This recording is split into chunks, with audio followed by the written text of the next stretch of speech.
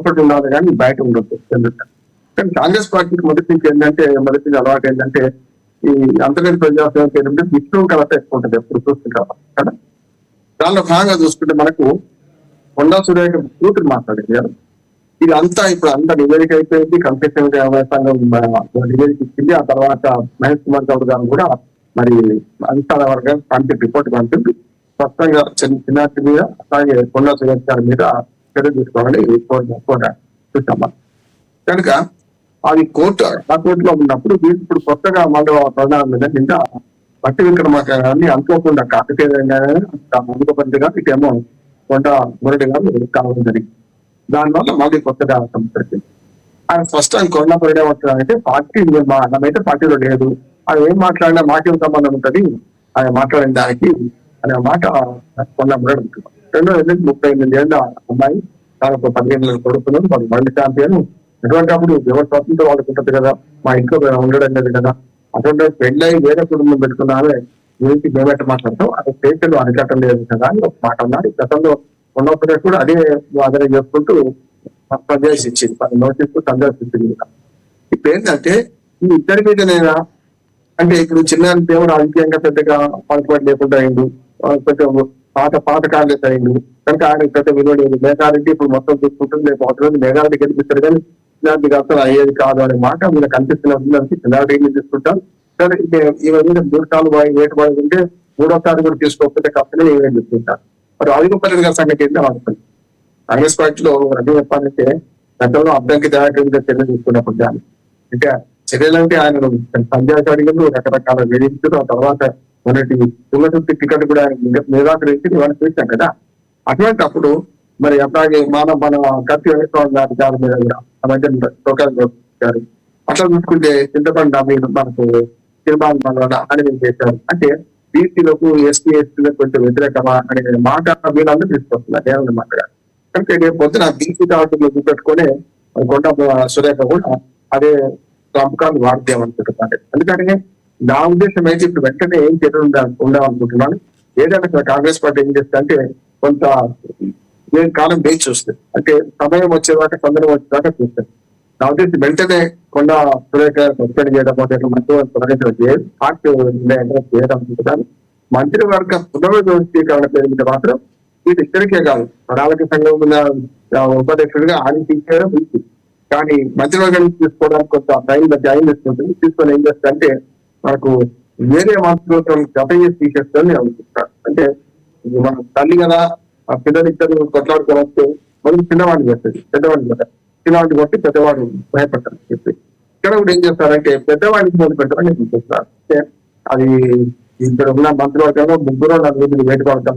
అందులో భాగంగానే 3 ఇద్దరికంటే ఎక్కువనే మొత్తం మీద అందులో భాగంగానే కొండ సురేఖను కూడా మారుస్తారేమో, తీసేస్తారు, మంత్రివర్గం తొలగిస్తారు అనుకుంటారు. అక్కడ దాకా వేసుకోవాల్సింది ఈ ఎక్కడ ఇక్కడ పోయింది. మొత్తం ఈ కొండ సురేఖ ఎక్కడ అంతా కూడా కాంగ్రెస్ పార్టీ అధిష్టానం దగ్గర ఉన్నది.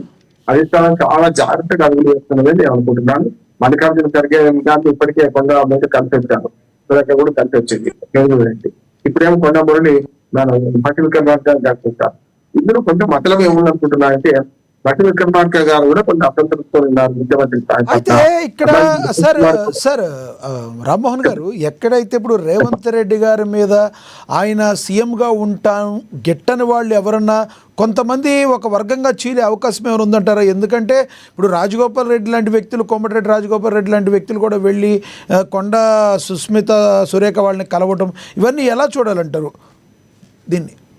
అంటే నా ఉద్దేశం ఏంటంటే ఇప్పుడే బయటపడరు. అంటే ఫిరాయింపులు ఎప్పుడు ఉంటాయి అంటే 1 సంవత్సరం 6 నెలల ముందు ఎలక్షన్ ముందు ఇస్తారు. 2028 లాస్ట్ దాకా ఎలక్షన్ అందులో 2 ఏళ్ళ లోపే ఎలక్షన్ రాస్తాయి. ఇంకా ఇంత ముందుగా కోడి పుయ్యాలనుకుంటున్నాను. రెండోది ఏంటంటే ఇప్పుడు కొండా సురేఖ ఎత్తుకోవడం చూసుకుంటే రేవంత్ రెడ్డి గారికి వ్యతిరేక వర్గాలు కొన్ని ఉన్నాయి. దానిలో బీసీసీ అధ్యక్షుడికి వాక్య పరిచయం ప్రపంచాన్ని చేస్తున్నాయి కూడా చేస్తున్నాయి. ఇటు పక్క భట్టి విక్రమార్క గారికి కూడా కొంత అసంతృప్తి ఉన్నది. ఆ బొగ్గు కుంభకోణంలో సామాన్యులే దాన్ని లీక్ చేశారు. ఏదైతే సిమెంట్ బొగ్గు కుంభకోణంలో మన మంత్రిని బలి చేయడానికి ఏం చేశారు, ఉప ముఖ్యమంత్రిని బలి చేయడానికి అనే మాట వస్తుంది కనుక వీళ్ళిద్దరికి అసంతృప్తి ఉంది కనుక ఎక్కడ మనకు ఒకటి సంస్థ వస్తే మొత్తం వేలు చూసినట్టు ఇప్పుడు భట్టి విక్రమార్క గారు పోవడానికి ప్రజాభవన్ పోవడానికి కారణం అని చెప్పినారు. చాలా మంది ముఖ్యమంత్రి మీద అసంతృప్తితో ఉన్నారు. కానీ ఇప్పుడు బయటపడతారు, అంతా ఒకేసారి బయటపడతారు అనుకుంటా. కొండా సురేఖ గారు కూడా వాళ్ళ పార్టీని సస్పెండ్ చేసిన, మంత్రి పదవి నుంచి తీసేసిన, అన్ని ఫేస్ చేసిన పార్టీని సస్పెండ్ చేయాలనుకుంటున్నాడు. మంత్రి పదవి నుంచి తొలగించారు అనుకోండి అందరిలో భాగంగా, అప్పుడు మంత్రి పదవి పోగానే తిరగబడుతుంది కదా అని ఏది చూస్తారు. ఏది చూడడమే కాకుండా కొండా సురేఖ సుశీల పార్టీలు కూడా పటేల్ కూడా తాను కూడా ఏమనుకుంటుంది అంటే జనసేన అంటున్నారు, లేకపోతే ఇంకోటి అంటున్నారు, అందుతో బిడ్డతో అదే అనుకుంటున్నాను. నేనైతే రేపు పొద్దున వాడు కనుక సస్పెండ్ చేస్తే నా ఉద్దేశం ప్రకారం, నా అంచనా అది బీజేపీలో చేరతారేమో కొండ సురేష్ గారు. ఎందుకంటే ఉన్న పార్టీలో ఆ చేరని పార్టీ ఒకటే. ఎందుకంటే ఆయన గతంలో టీఆర్ఎస్ లో ఉన్నది, ఆ తర్వాత వైసీపీలో చేరింది ఎన్నికలప్పుడు, తర్వాత ఇప్పుడు కాంగ్రెస్ లో ఉన్నది. అంతకుముందు మొదటి కాంగ్రెస్ లో ఉంది, మంత్రిగా ఉండి తెలంగాణ కోసం రాజీనామా చేసింది కాంగ్రెస్. ఇప్పుడు ఏంటంటే అన్ని పార్టీలు అయిపోయినాయి కదా, బీజేపీలో చేస్తారనుకుంటున్నాను. బీజేపీ అధ్యక్షుడు కిషన్ రెడ్డి గారు కూడా ఆ మధ్య నా ద్వారం తెలిసి ఉండేదని ఒక ఇచ్చేసాం, సంకేతం ఇచ్చారు. ఆమె చేస్తా అని చెప్పలేదు కదా, నేమంటే చెప్తాం చేస్తా అంటే నా అధిష్టానం వర్గం ఆలోచిస్తుంది అని. అంటే ఏమన్నట్టు చేస్తా అంటే అసలు చేసుకోము, అటువంటి ఆమె మొత్తం 3 పార్టీలు తిరిగింది కదా, 3 పార్టీల్లో. మరోవైపు మురళీ దంపతులు ఎవరైతే ఉన్నారో, మేము అధిష్టానంతో రాహుల్ గాంధీ గారి మీద మాకు గౌరవం ఉంది, సోనియా గాంధీ గారి మీద మాకు గౌరవం ఉంది, ఖర్గే గారి మీద గౌరవం ఉందని మాట్లాడుతున్నారు. దాన్ని ఎలా చూడాలి? ఖచ్చితంగా ఇప్పుడు బయటకు పోయేదాకా ఈ మాటలు మాట్లాడతారు కదా, బయటకు పోయినా సూపర్ రకం మాటలు మాట్లాడతారు. ఎందుకంటే ఇప్పుడే వాటికి గౌరవం లేదంటే అంటారు. కాంగ్రెస్ పార్టీలో మీరు అందరూ మంచి ప్రశ్న అంటారు. కాంగ్రెస్ పార్టీలో ఏముంటదంటే ఎవరిని ఏమనుకుంటే ఏం కాదు. కాంగ్రెస్ పార్టీలో కొంచెం అవకాశవాదంతో ఈ వివాదాన్ని నానుకుంటున్నారు. ఎందుకంటే సోనియా గాంధీ, రాహుల్ గాంధీ, ప్రియాంక గాంధీ, ఖర్గే గాంధీ నలుగురు ఏమనుకోండి ఏం కాదు. మిగతా ఆఖరి వేణుగోపాల్ అన్నా ఏం కాదు అంటున్నారు. ఇక్కడ ఏమైతుందంటే అధిష్టానం అంటే ఆ 4-5 మాత్రమే. మిగతా చోటుకొచ్చారు రాష్ట్రంలో ఎన్ని కొట్లాడకుండా ఎన్ని మనస్పర్ధమైన విభేదాలున్నా దాన్ని కాంగ్రెస్ పార్టీ వాడుకుంటారు కదా. ఇప్పుడే పూర్తిగా లాంగ్ స్టెక్ ఇచ్చేసినట్టు రేవంత్ రెడ్డి కరెక్ట్ అన్నారు అనుకోండి, రేపు రేవంత్ రెడ్డి తెలియజేసుకోవాలంటే ఎవరు ముందుకు రాదు కదా. అందుకనే రేవంత్ రెడ్డికి వ్యతిరేకంగా ఉన్న అసమ్మతిని అట్లా కాపాడుకుంటూ ఉంటది కాంగ్రెస్ పార్టీ. అట్లాగే అసమ్మతిని బాగా వెళ్ళినప్పుడు తీసిస్తుంది. ఇప్పుడు డికే శివకుమార్ సిద్ధరామయ్య మధ్య వచ్చినప్పుడు చాలా వరకు చెప్పిన ఫోరం కొట్టాడుతున్నాం. బయట వేరే పార్టీల వాళ్ళు కొట్టాడు 20 మంది అధిష్టాన వర్గం మా ఫిర్యాదు చేయడము, అవినీతి పడడం సిద్ధరామయ్య గారని, అట్లాగే ముద్రా కుంభకోణంలో చాలా పెద్ద ఎత్తున ఉన్నాడని చెప్పి మనం చూసాం కదా.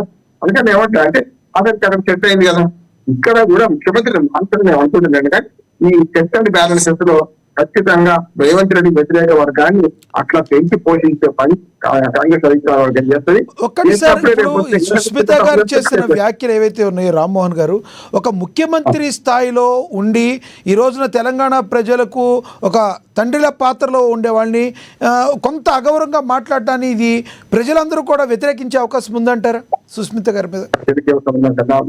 ప్రజల సమస్యలు వేరుగా ఉన్నాయి. మనం మాట్లాడుతున్న ప్రజల సమస్య గానే కాదు, వాళ్ళ అంతర్గత కలహాలు, అంతర్గత వెలిగేంత ఉపాధుల కోసం పోరాటం. రాజగోపాల్ రెడ్డి గారు ఏమన్నా మంత్రి పదవి ఏమంటున్నాడు, నిన్న కూడా ఏమన్నాడు, మట్టి విశ్రమణం కలిసి వచ్చినప్పుడు ఎందుకు కలిసిందంటే నా పిల్లల కోసం అన్నాడు. అంటే ఇప్పుడు టార్గెట్ ఎందుకు ఎక్కారంటే దూడగడ్డి కోసం అన్నట్టు పిల్లల కోసం అన్నాడు. ముఖ్యమంత్రి గారికి ఉప ముఖ్యమంత్రి గారు పడదని చెప్తూ దాన్ని కొంచెం అవకాశంగా ఉపయోగించుకున్నాం అనుకున్నాడు. అంటే ఓ రకంగా చెప్పాలంటే బిల్లుల కోసం అక్కడ దాకా పోవాల్సిన అవసరం ఉంది. ఆయన కాంట్రాక్టర్ కాదు, కాంట్రాక్ట్ చేసింది కాదు. నియోజకవర్గంలో చేసిన పనులు కాంట్రాక్ట్ వాళ్ళకి బిల్లు ఇప్పించడానికి పోయినా అంటున్నాడు. అది వేరు. అందుకనే ఇప్పుడు ఆయన మాట ఏదైతుందో రాజగోపాల్ రెడ్డి గారు మాట అంటే రాజగోపాల్ రెడ్డి గారు కూడా అన్నారు కదా, మరి దానికి అవమానం కదా. కొండా మురళిని కలవడానికి మొదటి నిరాకరించిందట. ఇదే మన పట్టి విక్రమార్క గారు మొదటి నిరాకరించిందట. నిన్న కలిసింది కదా. అంటే పెద్ద ఎత్తున ఇక్కడ కాదు, అడిగిన కానీ కలిసి వస్తున్నారు, ఉప ముఖ్యమంత్రి కలిసి వస్తున్నారు. మెల్లమెల్లగా ఏదో జరుగుతుంది కాంగ్రెస్ పార్టీలో. ముఖ్యమంత్రికి సీటుకి నీళ్లు వస్తున్నాయి, నీళ్లు తెస్తున్న ప్రయత్నం చేస్తున్నాయి లాంఛన. మీరు కంక్లూడ్ చేద్దరు కానీ కంక్లూడ్ చేద్దరు కానీ సార్ మీకు ఇస్తాను మళ్ళీ. శివలాల్ గారు కంక్లూడ్ చేయండి సార్. ముఖ్యమంత్రి సీటు కిందకి నీళ్లు వస్తున్నాయి అంటున్నారు విశ్లేషకులు, వాస్తవం ఉందంటారా? లక్ష్మణ గారు, హైకమాండ్ నిర్ణయం, కాంగ్రెస్ పార్టీ హైకమాండ్ ఎట్లుంటది అంటే పరిస్థితి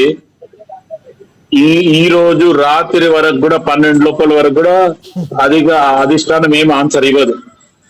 మనం 12 అయిపోయిన తర్వాత చూస్తే పొద్దుగాల ఏదో ఒక లెటర్ వస్తుంది, ఏమో జరిగిపోయింది అని ఉంటది. హైకమాండ్ చాలా ఆచి తూచి అడుగులేస్తుంది. ఒక మంచి ఆలోచనతోని వాళ్ళ నిర్ణయాలు వాళ్ళు తీసుకుంటారు. ఎందుకంటే కాంగ్రెస్ పార్టీ వాళ్ళ కొత్తదేం కాదు, 140 సంవత్సరాల చిల్లర పార్టీ. ఈరోజు ఎంతమంది ముఖ్యమంత్రులను చూసిండొచ్చు, ఎంతమంది ఎమ్మెల్యేలను చూసిండొచ్చు, ఎంతమంది మంత్రులను చూసిండొచ్చు, ఎంతమంది వ్యతిరేకులను చూసిండొచ్చు, ఎంతమంది ఫర్ ఉన్న వాళ్ళని కూడా చూసింది కాంగ్రెస్ పార్టీ. అధిష్టానం అనేది ఎప్పటికప్పుడు వాళ్ళు చూస్తున్నారు, వాళ్ళ నిర్ణయం ఎప్పుడు తీసుకోవాలా, వాళ్ళ వేట్ ఎప్పుడు వేయాలా, ఆ సరైన సమయంలో వాళ్ళు వేసిన టైంకు ఆ లెటర్ వచ్చే వరకు మనకు తెలియదు ఎప్పుడు వెయిట్ వేస్తారు అనేది. Right right. చివరిగా ఏం చెప్తారు సార్ ఈ విషయంలో? సుస్మిత గారు నేను ఒకవేళ సుష్మిత